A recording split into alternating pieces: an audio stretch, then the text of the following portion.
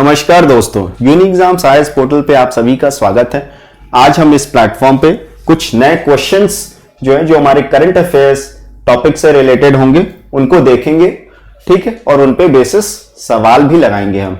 Okay, तो आइए शुरू करते हैं आज का अपना टॉपिक। तो आज का जो हमारा पहला टॉपिक है, जैसा कि आप स्क्रीन पे देख रहे हैं, government to hand over 1000 monuments to private sector under किस स्कीम के तहत? Monument Mitra scheme. ये गवर्नमेंट के द्वारा स्कीम लाया गया था। इसी स्कीम के तहत 1000 मॉन्यूमेंट्स जो आर्कियोलॉजिकल सर्वे ऑफ इंडिया के तहत आते हैं उनको प्राइवेट जो एंटिटीज है या प्राइवेट सेक्टर को एक तरीके से सौंपा जाएगा उसकी देख रेख के लिए, ठीक है, ताकि वहां पे जो भी इंफ्रास्ट्रक्चर है वो मेंटेन रहे, वो साइट्स प्रॉपर तरीके से उसकी देखभाल की जा सके, ठीक है। तो आइए इस पर्टिकुलर स्कीम के बारे में हम जानते हैं। ये स्कीम जो है मिनिस्ट्री ऑफ कल्चर के द्वारा ले आई गई स्कीम थी, तो इस तरीके से ये नोडल मिनिस्ट्री हो जाती है इस स्कीम के लिए, ठीक है। और ये सेंट्रली क्या है, प्रोटेक्टेड जो हेरिटेज है, सभी जो सेंट्रली प्रोटेक्टेड हेरिटेज प्रॉपर्टीज है या साइट्स है आर्कियोलॉजिकल सर्वे ऑफ इंडिया के अंदर, वो सब पे लागू होता है। ये स्कीम सभी जो मॉन्यूमेंट्स है, प्रॉपर्टीज है, हेरिटेज प्रॉपर्टीज है, उन पे लागू होता है। फाइन। तो इसका काम क्या है? It aims at ensuring, quality ensure करेगा उस पर्टिकुलर साइट की, ठीक है, साथ साथ अदर एम्यूनिटीज और फैसिलिटीज को इंप्रूव करेगा अक्रॉस, चाहे वो हेरिटेज की साइट की बात हो या नेचुरल साइट या टूरिस्ट साइट्स, ठीक है। कैसे? थ्रू एक्टिव पार्टिसिपेशन ऑफ जो भी पब्लिक हो गया या प्राइवेट सेक्टर या अदर इंडिविजुअल या ऑर्गेनाइजेशंस, इन सभी का एक तरीके से पार्टनरशिप के तहत पर्टिकुलर जो साइट्स है, मॉन्यूमेंट्स है, उनको जो है इंप्रूव किया जाएगा, ठीक है। तो इसके तहत कॉर्पोरेट सोशल रिस्पॉन्सिबिलिटी के तहत भी जो है कॉर्पोरेट एंटिटीज या प्राइवेट जो कंपनीज है, प्राइवेट सेक्टर एंटिटीज हैं, वो they will oversee the monuments का देख रेख करेंगे वो, ठीक है।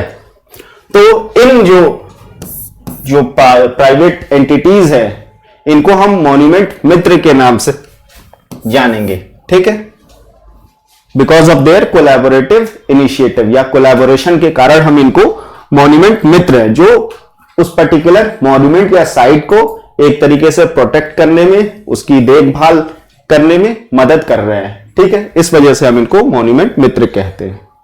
तो आइए सवाल देखते हैं, ठीक। सवाल हमारा पहला क्या कहता है? With reference to monument Mitra scheme consider the following statements. पहला क्या है? It applies to all centrally protected heritage properties. बिल्कुल सही बात है, हमने इसके बारे में देखा। दूसरा क्या है? Corporate entities will take over these monuments as part of their corporate social responsibility. मतलब जो कॉर्पोरेट्स है वो अपने CSR के तहत, CSR जो फंड होता है उसके थ्रू भी जो है मॉन्यूमेंट्स की देखभाल या देख रखाव कर सकती है। ये भी हमारा बिल्कुल सही है। तो यहां से हमारा जो आंसर है, चूंकि हमसे करेक्ट पूछा जा रहा है, तो C दैट इज 1 और 2 जो है हमारा उत्तर हो जाएगा, ठीक। आइए अगले टॉपिक पे चलते हैं। अगला टॉपिक हमारा भार OS मतलब भारत ऑपरेटिंग सिस्टम। अगर हम इसको एक्सटेंड करें तो इससे जुड़ा हुआ ये टॉपिक है, ठीक है।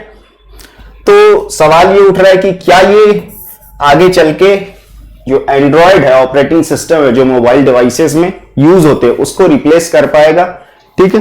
ये भार OS क्या है? ये इंडिया का एक तरीके से इंडिजिनस ऑपरेटिंग सिस्टम है, ओके। अभी ये फुली तरीके से काम नहीं कर रहा है, बट इस पे जो है बातचीत चल रही है। फाइन। तो ये देखा क्या कहा जा रहा है कि क्या ये आगे चल के एंड्रॉयड या जो एप्पल का iOS है उसको रिप्लेस कर पाएगा कि नहीं, ठीक। तो आइए इसके बारे में और डिटेल जाने। ये IIT जो मद्रास है उसके अंदर जो है, उसके तहत इसको बनाया गया है। किसके द्वारा? J&K ऑपरेशंस प्राइवेट लिमिटेड, ठीक। ये एक इंक्यूबेशन है, IIT मद्रास के तहत आता है, ठीक है, जिसका नाम है प्रवर्तक टेक्नोलॉजीज फाउंडेशन। ये एक नॉन प्रॉफिट ऑर्गेनाइजेशन है जो कि IIT मद्रास के द्वारा स्टैब्लिश किया गया है, ठीक है। तो इसी के द्वारा ये भारत OS बनाया जा रहा है, ठीक।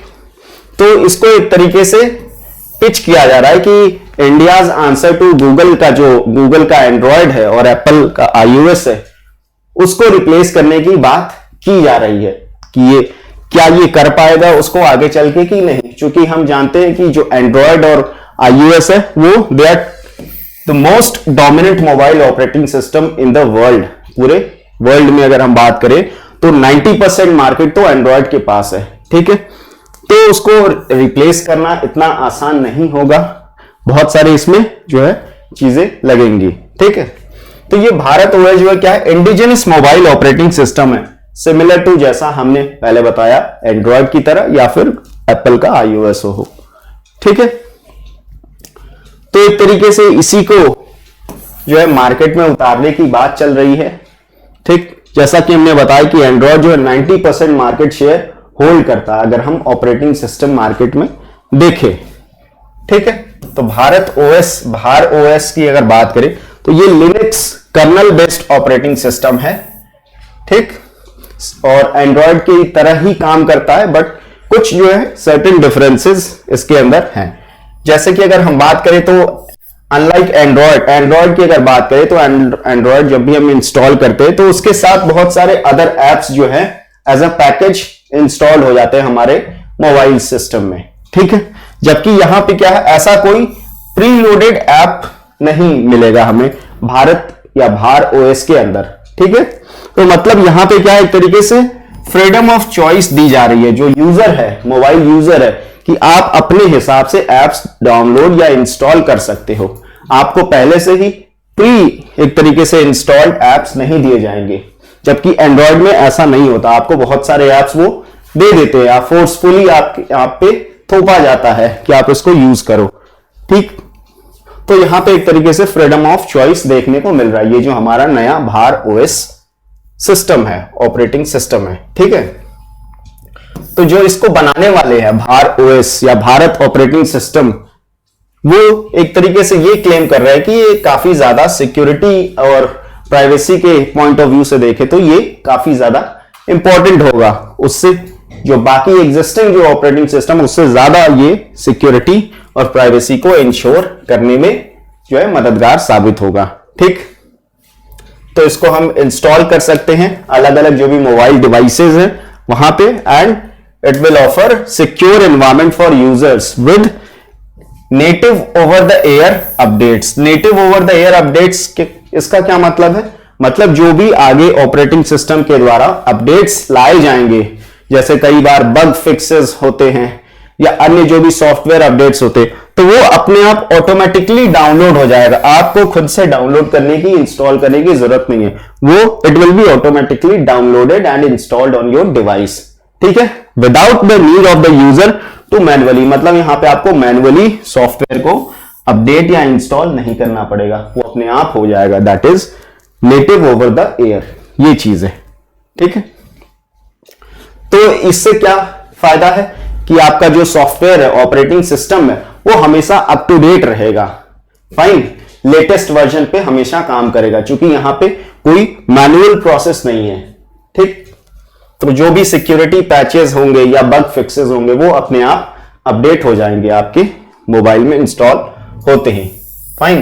तो अगर हम ये अगर पूछे कि is it the first Indian mobile operating system, क्या ये इंडिया के द्वारा लाया जा रहा पहला ओएस है, ऑपरेटिंग मोबाइल ऑपरेटिंग सिस्टम है, तो इस क्वेश्चन का जो आंसर होगा that is no, not actually, क्योंकि जो centre for development of advanced computing है मिनिस्ट्री ऑफ इलेक्ट्रॉनिक्स के तहत जो आता है 2007 में, इसके द्वारा भारत ऑपरेटिंग सिस्टम सॉल्यूशंस करके इंट्रोड्यूस किया गया था ऑपरेटिंग सिस्टम या बॉस, ठीक है, as an alternative to Microsoft Windows. But बाद में फंडिंग की वजह से जो है ये चल नहीं पाया, इस पे सही से काम नहीं हो पाया और ये एक तरीके से धीरे धीरे प्रोसेस स्लो होता गया और डिक्लाइन कर दिया गया, फाइन। तो आइए सवाल देखते हैं।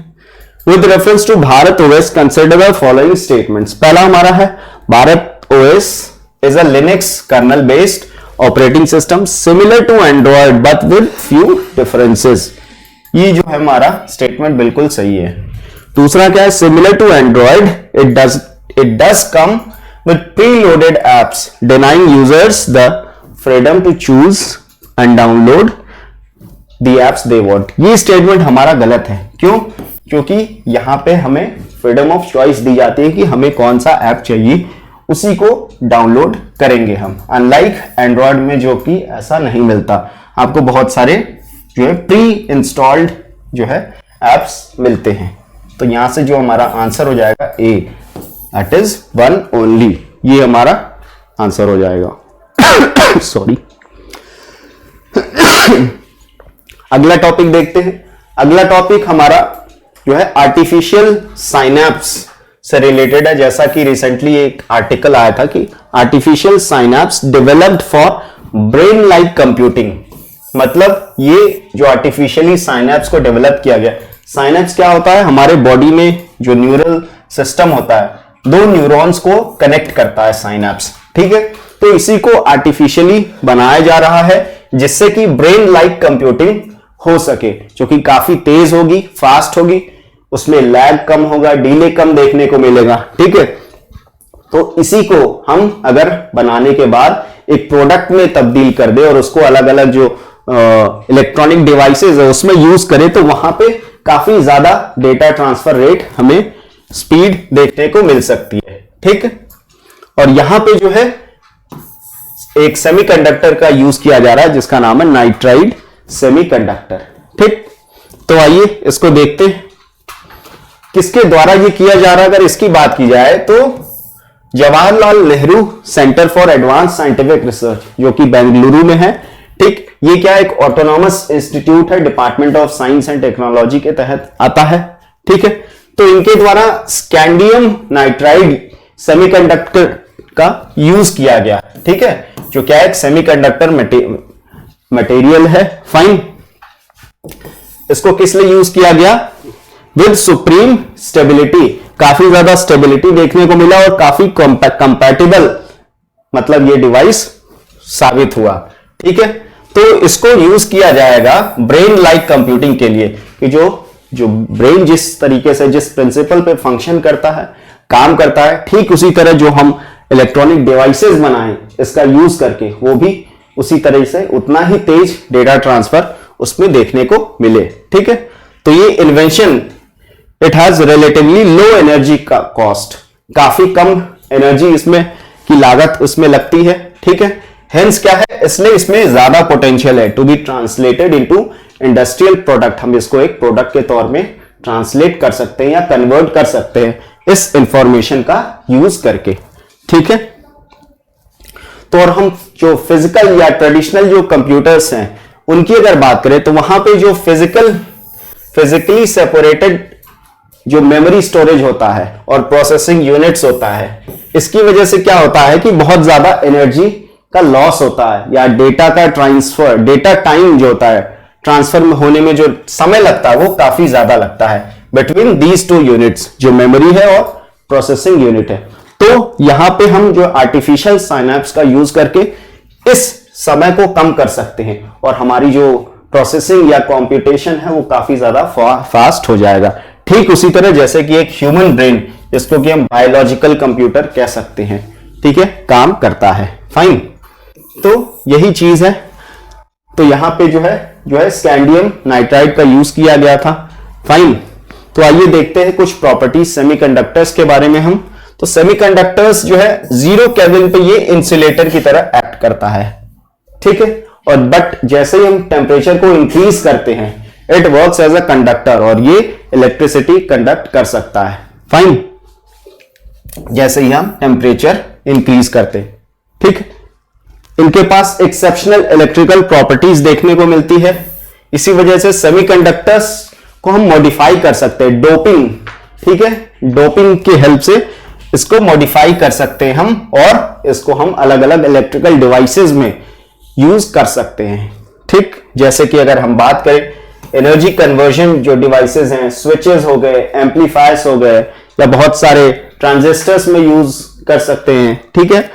तो इस तरीके से इसके बहुत सारे एप्लीकेशंस और काफी जो है पावर लॉसेस भी काफी कम इसमें देखने को मिलता है, and they are smaller in size. तो ये एक तरीके से इसकी जो पोर्टेबिलिटी है उसको और ज्यादा बढ़ा देता है, ठीक है, एंड पोजेसेस लेस वेट। ये दोनों चीजें इसको हाईली पोर्टेबल बनाती हैं। फाइन।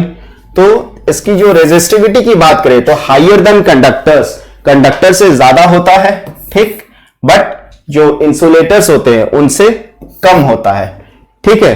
और वहीं अगर हम रेजिस्टेंस की बात करें, रेजिस्टेंस ऑफ सेमीकंडक्टर की, तो ये डिक्रीज होता है with increase in temperature. Temperature जैसे जैसे हम बढ़ाएंगे जो इसकी रेजिस्टेंस होती है वो कम होती है, एंड वाइस वर्सा, अगर हम घटाएंगे तो वो बढ़ेगा, ठीक है। तो ये प्रॉपर्टीज थी सेमीकंडक्टर्स की। आइए क्वेश्चन देखते हैं। Consider the following statements regarding semiconductors. पहला है semiconductors act like an insulator at 0 kelvin and on increasing the temperature it works as a conductor. बिल्कुल सही बात है, हम इसको देख चुके हैं।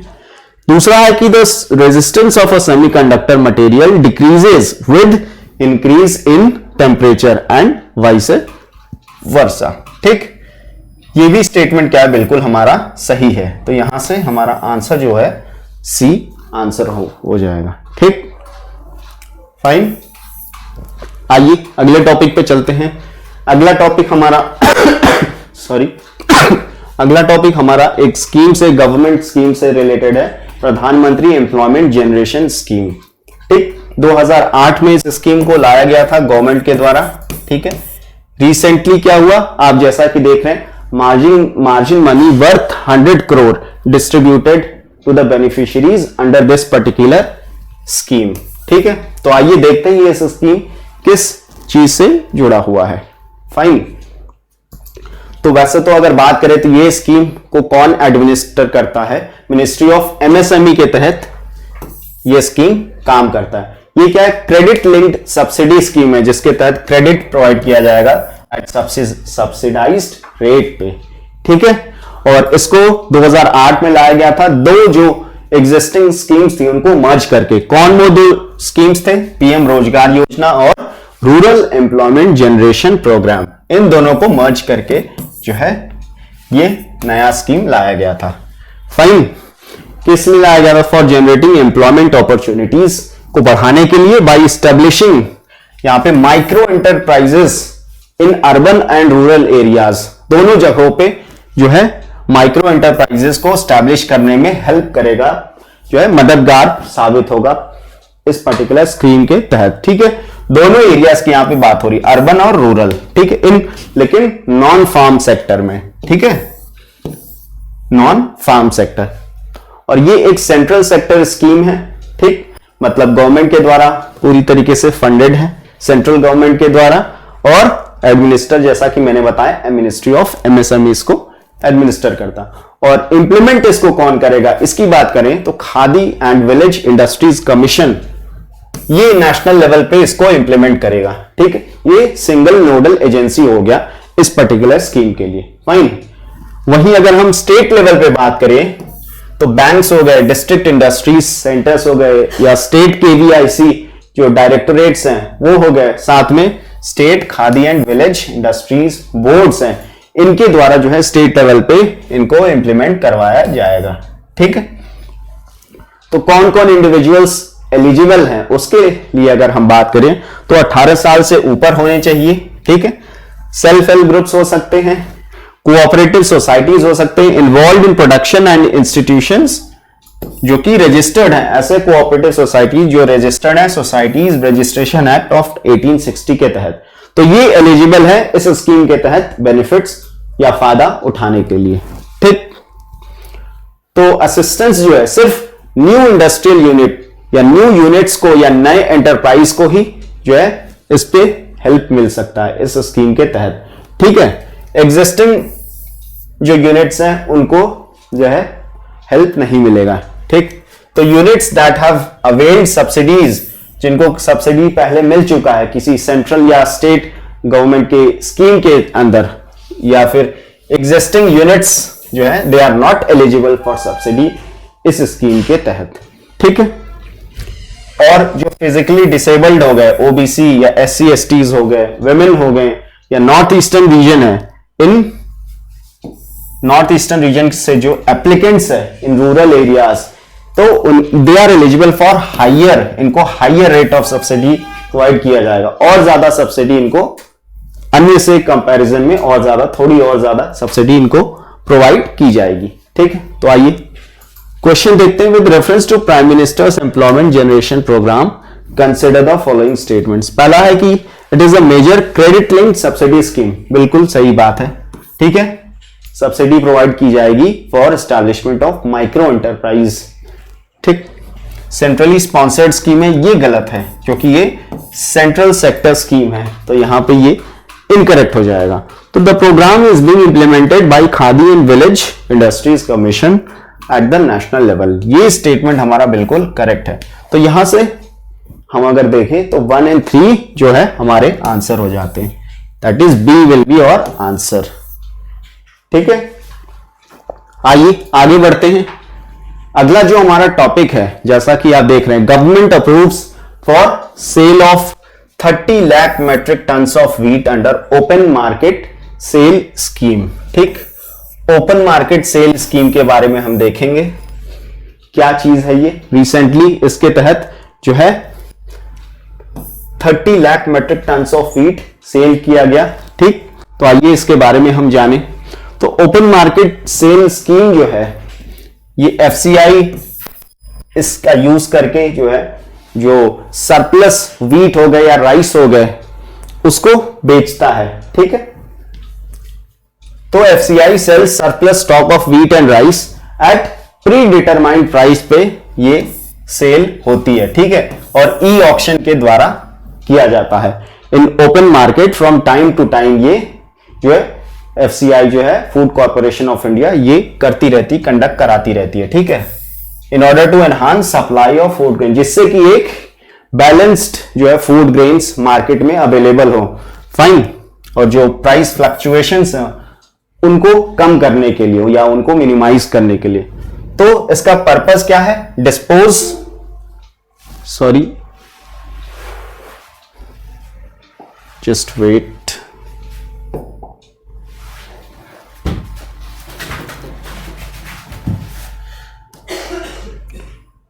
Wait, okay, sorry for the disturbance. ठीक, तो पर्पस की अगर हम बात करें, पर्पस क्या है? Dispose of surplus stock. जो सरप्लस स्टॉक है एफसीआई के पास, ऑफ व्हीट हो या राइस हो, उसको मार्केट में बेचना। एक तरीके से इससे क्या करती है, प्राइसेस भी कहीं ना कहीं रेगुलेट करती है मार्केट में, जिससे कि वोलेटिलिटी देखने को ना मिले। ठीक, इन ओपन मार्केट। ठीक है, तो एफसीआई जो है वीकली ऑक्शंस कंडक्ट कराता है, जैसे हमने पहले बताया, ई ऑक्शंस के थ्रू ये बेचता है। फाइन, फॉर व्हीट कहां पे, किस प्लेटफॉर्म में? अगर इसकी बात करें तो national commodity and derivative exchange limited, इसके तहत जो है ऑक्शनिंग कंडक्ट करता है एफसीआई। ठीक, तो एनसीडेक्स की बात करें तो ये कमोडिटी एक्सचेंज प्लेटफॉर्म है। ठीक है, जिसके तहत जो है सेल कंडक्ट कराई जाती है in India, that provides platform for trading के लिए इन वेरियस जो भी एग्रीकल्चरल और अदर कमोडिटीज हैं, तो उनकी यहां पे सेल की जाती है। ठीक, तो हम फूड कॉर्पोरेशन ऑफ इंडिया की बात करें तो ये एक पब्लिक सेक्टर एंटरप्राइज है, गवर्नमेंट ओन कॉर्पोरेशन भी बोल सकते हैं हम। और काम इसका क्या है? इट मैनेजेस फूड सिक्योरिटी, जो इंडिया में फूड सिक्योरिटी सिस्टम है उसको मैनेज करता है, उसको मेंटेन करता है। ठीक है, तो 1965 में इसको स्टैब्लिश किया गया था। ये एक स्टैट्यूटरी बॉडी है जिसको कि फूड कॉर्पोरेशन एक्ट 1964 के तहत लाया गया था या स्टैब्लिश किया गया था। ऑब्जेक्टिव की बात करें तो adequate availability, ensures adequate availability of food grains throughout the country, पूरे भारत में कि एक जो है एडिक्वेट अमाउंट में क्या हो, फूड जो ग्रेन्स है वो अवेलेबल हो।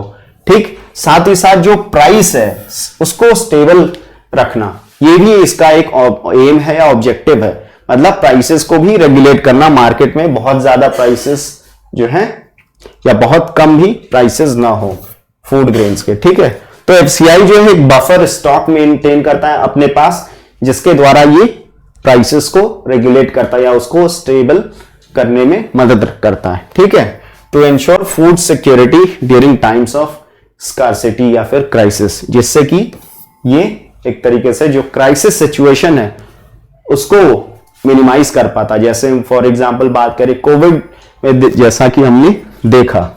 फाइन, तो आइए सवाल देखते हैं।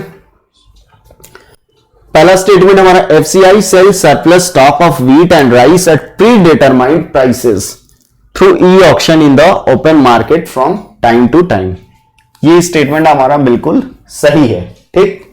वहीं दूसरा क्या है कि FCI is public sector enterprise that manages the food security system in India. ये भी सही बात है, ये एक पब्लिक सेक्टर एंटरप्राइज है। तो यहां से हमारा जो आंसर हो जाएगा सी, 1 and 2 बोथ, दोनों जो है बिल्कुल ही करेक्ट स्टेटमेंट है, ठीक है।